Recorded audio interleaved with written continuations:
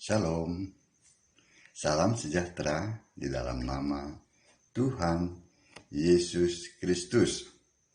Tetap bersama saya, Pendeta Binsar Sianipar, BBS, dari Gereja Alkitab Allah Esa.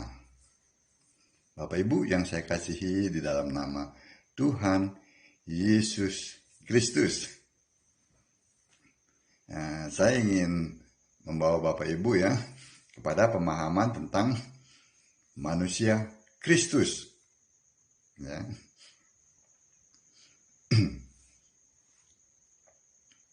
Kita akan melihat dulu ya dari Galatia 3 ayat 20 ya. Seorang pengantara bukan mewakili satu orang saja, sedangkan Allah adalah satu. Ya. Pegang kata-kata itu ya, firman ini maksudnya. Lalu 1 Timotius 2 ayat 5. Karena Allah itu esa pula dia yang menjadi pengantara antara Allah dan manusia, yaitu manusia Kristus Yesus. Ya. Dalam 1 Timotius 2 ayat 5 dikatakan, karena Allah itu esa. Esa itu bukan Tritunggal. Ya. Allah itu bukan Bapa. Ya. Ini ayat-ayat Alkitab ya. 1 Yohanes 2 ayat 1. Seorang pengantara ya, kepada Bapa ya, yaitu Yesus Kristus yang adil. Nah, pengantara sini ya, ini ditulis ya dalam Alkitab ya, pengantara itu ada yang P huruf besar ya, dan ada P yang huruf kecil ya. Kalau P huruf kecil ya, pengantara itu ini dimaksud adalah penghubung ya, penghubung ya. Kalau yang P-nya huruf kecil ya. Nah, kalau yang P-nya huruf besar ya, pengantara itu ya, pengantara P-nya huruf besar itu adalah juru selamat. Nah, ayatnya ya, Ibrani 12 ayat 24. Ya, Ibrani 12 ayat 24. Saya akan bacakan ya.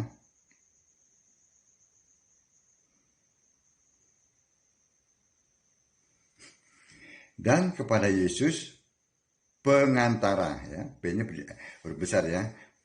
Dan kepada Yesus pengantara perjanjian baru, dan kepada darah pemercikan yang berbicara lebih kuat daripada darah Habel. Ya, P-nya huruf besar ya. Perhatikan itu di situ. Lalu juga Ibrani 9 ayat 15 ya.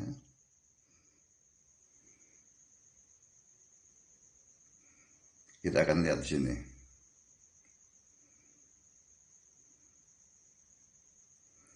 Karena itu ia adalah pengantara ya, P-nya huruf besar ya, dari suatu perjanjian yang baru ya, supaya mereka yang telah terpanggil dapat menerima bagian kekal yang dijanjikan, sebab ia telah mati untuk menebus pelanggaran-pelanggaran yang telah dilakukan selama perjanjian pertama ya. Kita lihat lagi dalam Ibrani 7 ayat 25. Ayat yang ke-25 ya.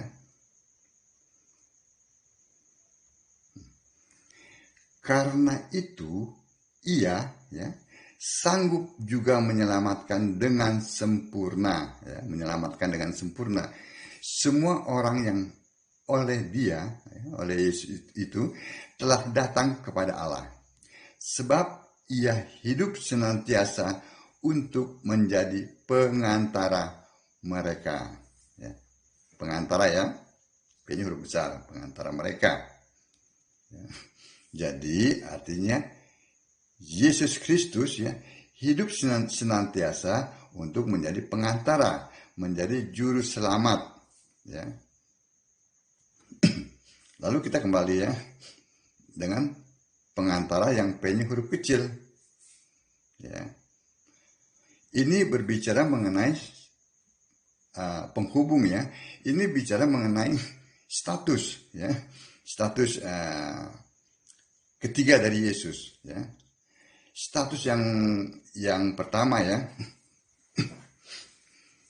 adalah pada saat Allah dibentuk jadi manusia ya, dia lahir dari Maria, itu manusia ya. Itu setara Allah ya, sampai umur 30 tahun ya, dalam Filipi 2 ayat 6 ya. Lalu Filipi 2 ayat 7 dan 8 itu dengan kesadaran penuh ya, ia mengosongkan dirinya, merendahkan dirinya ya, dari umur 30 tahun itu ya, menjadi hamba sama seperti manusia, bahkan mati di kayu salib. Nah, jadi pada saat lahir ya, dilahirkan oleh Maria, dia statusnya adalah anak Allah, setara Allah.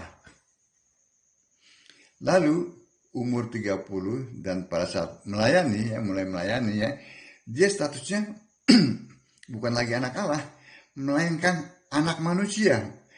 Karena apa? Pada saat dia statusnya anak Allah ya, dalam Ibrani 1 ayat 6, semua malaikat menyembah ya. Tetapi pada saat Yesus mengosongkan dirinya ya, merendahkan dirinya, maksudnya ya, merendahkan diri, jadi statusnya lebih rendah lagi, lebih rendah dari malaikat. Dia menjadi anak manusia. Anak manusia itu lebih rendah dari malaikat ya. Nah, ini berlaku 3,5 tahun sampai kematiannya di kayu salib. Nah, ini status yang kedua. Nah, status yang ketiga ini, manusia Allah ini status yang ketiga. Itu terjadi apa? Pada saat kebangkitannya ya, selama 40 hari menampakkan dirinya ya, 40 hari menampakkan dirinya, dia kan tidak tampak, dia adalah roh, tetapi dia menampakkan dirinya ya. Menampakkan dirinya itu ya, dia bisa makan daging ikan ya, dia bisa disentuh ya, tetapi dia juga bisa menghilang, bisa menembus tembok. Nah, inilah manusia Allah. Manusia Allah itu statusnya itu berlaku 40 hari pada saat menampakkan dirinya. Jadi inilah manusia iya, ya. Kristus iya, manusia fisik ya, Kristus Allah, roh. Jadi manusia iya, roh iya. Ini di sini status yang ketiga ini.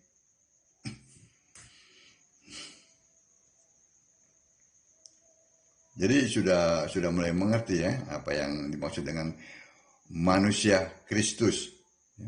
Nah, status yang pertama itu sudah digenapi ya pada saat kelahirannya. Status yang kedua pada saat menjadi anak manusia mati di kayu salib, sudah status yang kedua. Status yang ketiga selama 40 hari penampakannya, sudah. Nah, sekarang status yang keempat, dia sudah bangkit ya, dan naik ke surga, kembali kepada posisinya sebagai Allah. Karena Yohanes 1 ayat 1 mengatakan pada mulanya adalah firman. Firman bersama-sama dengan Allah, firman adalah Allah. Allah satu ya, firman dengan Allah itu satu ya. Bukan jangan dipikir dua ya. Lalu ayat 14 ya, mengatakan firman yang adalah Allah itu menjadi manusia. Ya. Lalu setelah menyelesaikan ya,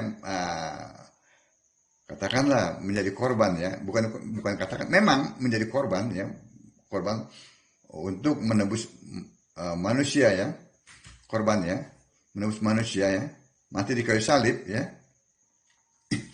Ya, setelah itu ya, dia bangkit dan naik ke surga. Itu terjadi tahun 33 Masehi lebih.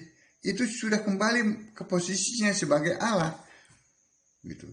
Dibuktikan di Wahyu 4 ayat 2, tahtanya hanya satu, ya, yang duduk seorang diri, gitu. Ya. Dia adalah Alfa Omega, ya. Wahyu 1 ayat 8 ya. Allah yang dahulu ya, itu Allah yang tetap ya, walaupun belum memakai nama Yesus ya. Allah yang sekarang ya, yang memakai nama Yesus, dan Allah yang akan datang tetap dia Allahnya, tidak ada yang lain, hanya memakai nama yang berbeda-beda sesuai dengan konteksnya. Itu yang harus dipahami ya. Dan sekarang ini Yesus adalah Roh ya. Dia adalah Roh Kudus ya. Kisah 16 ayat 6-7, Roh Kudus adalah Roh Yesus. Amin. Nah, jadi Bapak Ibu sudah mengerti ya bahwa manusia Kristus itu adalah terjadi pada saat 40 hari ya, 40 hari sejak kebangkitannya. Itulah manusia Yesus ya.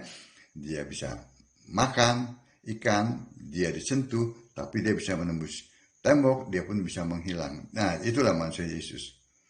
Kiranya apa yang saya sampaikan ini dapat Bapak Ibu mengerti ya, dan tidak terombang-ambingkan oleh berbagai macam-macam pengajaran di luar sana. Sembah Yesus sebagai satu-satunya Allah yang benar. Shalom.